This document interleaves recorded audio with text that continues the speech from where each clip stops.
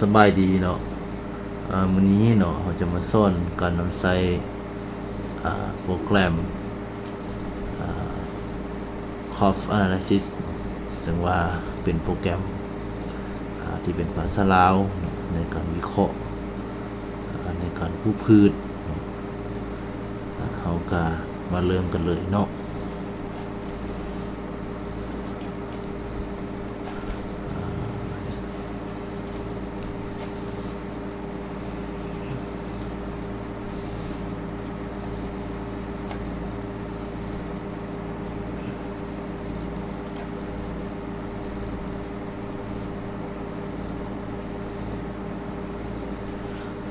ก็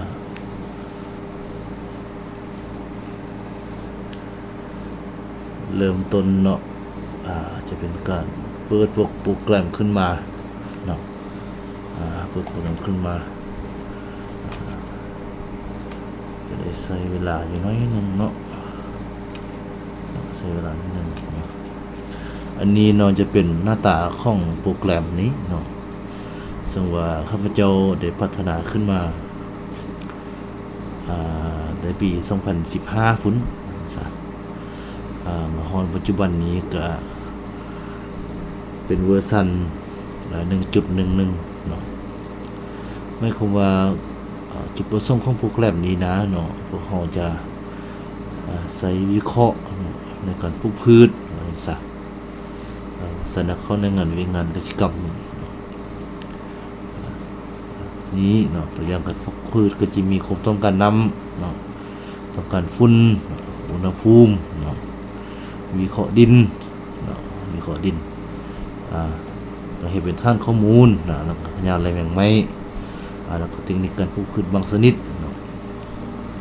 นี่เป็นข้าวหน้าตาของโปรแกรมเนาะเวลาติ๊กเข้าไปจะเห็นเนาะตัวอย่างต้องการน้ำเนาะสมมุติว่า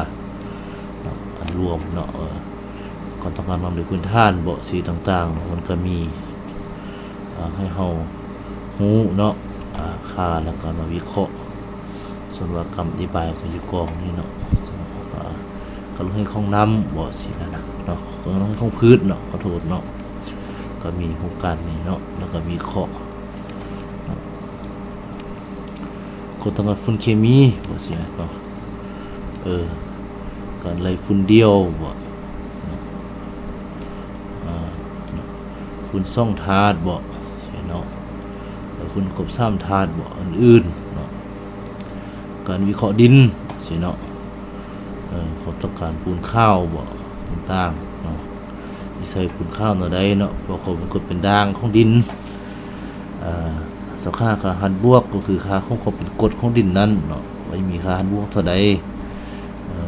ของดินความสามารถในการอุ้มน้ำของดินเด้เนาะมีหลายบันไดเนาะอยู่ในหมวดของการวิเคราะห์ดินนี่นะอื่นๆเนาะNPK ที่สเก็ตนี่เนาะหมายความว่าจะเป็นการวิเคราะห์โดยซอยที่สเก็ตนี่เนาะเวลาเฮาดินไปกวดไปกาแล้วเนาะมันจะมีซี่ของมันออกมานี่เนี่ยก็คือค่าซี่ที่เฮาเทียบหลังจากเทียบซี่มันต่ำหลายบ่สมมุติว่านะสมมุติต่ำหลายดินที่เฮาจะใส่ปลูกข้าวนาสมมุติปลูกอ้อยสมมุติว่าเนาะเฮาก็ใส่อัตราตามนี้เนาะสมมุติว่าต่ำที่สุดเราใส่62กิโลอื่นๆไปเนาะ62กิโลเนาะโทษเนาะตัวอย่างอื่นไปแล้วหลังจากนั้นเรากิโลเราก็มาไล่นี่เนาะเราก็มาซื้อฝุ่นไปใส่อีใส่ฝุ่นเดียวบ่สมมุติว่านะเนาะเราก็ซื้อมาแล้วก็อัตรามันก็เอาตามที่เมื่อกี้ได้ที่ได้ระบุมานี้เนาะแล้วก็เอามาใส่เนาะก็คำนวณออกมาเท่านั้นเท่านี้กิโลจริงๆจะมีความอุดมสมบูรณ์ว่าซั่นซะทางข้อมูลนี่ก็เป็นหลังจากที่เราเฮ็ดโพต่างๆนี่เนาะเวลาการเก็บกำตั้งสถิติต่างๆการนำสดินบ่ตัวอย่างดินให้ดินนาดินส่วนสามารถเขาทานข้อมูลนี้ไว้เนาะความครัวบ่ระดับเมืองระดับบ้านข้อมูลการวิจัยดินต่างๆสามารถนำเข้าในนี้ได้เนาะเขาจะเข้าติดคลิกให้เบิ่งแน่ตัวอย่างเนาะให้เนื้อที่นาเนื้อที่ส่วนต่างๆเนาะเป็นการลึกข้อมูลเพื่อบันทึกไปเนาะพยานอะไรแมงไม้สมมุติว่าเนาะ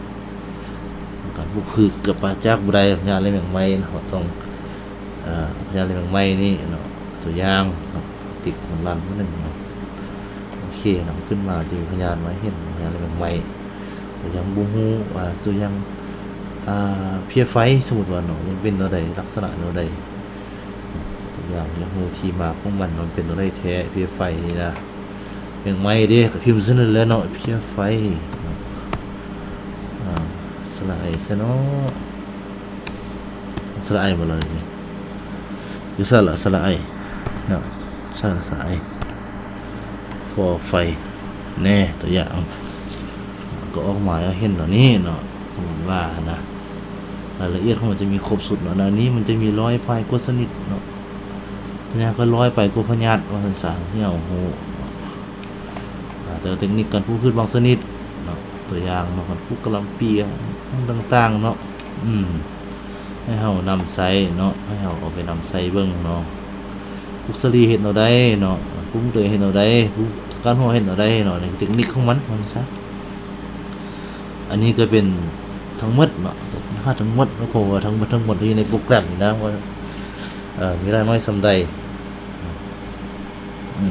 ดีจะเอาไปนำใส่ในตัวหน้าเนี่ยมันจะมีครบแบบนี้เนาะการไล่ฝุ่นบ่สมมุติว่าการวิเคราะห์ดินบ่ต่างๆก็มีอยู่นี่คือกันเนาะกับผู้เดือยสมมุติว่าเขาเป็นติ๊กบ่เนี่ยเทคนิคมันให้เราได้วิธีการมันจะมีครบหมดแบบนี้เนาะการสร้างข้อมูลอุณหภูมิศัตรูพืชต่างๆเนาะต่างๆอะไรนี่แหละเนาะอันนี้ก็ที่อยู่ของข้าพเจ้าเนาะอย่างเว็บไซต์ทาง Facebook ทางอีเมลทางสาขาได้มีปัญหาก็ติดต่อข้าพเจ้าได้เนาะว่าเฮ็ดเนาะข้าพเจ้าจะแจกฟรีให้ใช้เบื้องต้นก่อนว่าอันใดบ่ได้อันใดก็ติสมพวกเฮาถ้าทานมาโหลดเอาข้อมูลอยู่นี่เนาะมีอินเทอร์เน็ตแล้วก็ติ๊กเข้านี่โหลดเลยเนาะมันจะเข้าไปหาแล้วให้โหลดชื่อว่าโปรแกรมของ Analysis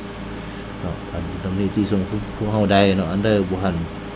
จะแจ้งก็ตอนนี้พวกเฮาได้เนาะมื้อนี้ก็ขอจบเพียงเท่านี้เนาะขอบใจสำหรับการติดตามเนาะ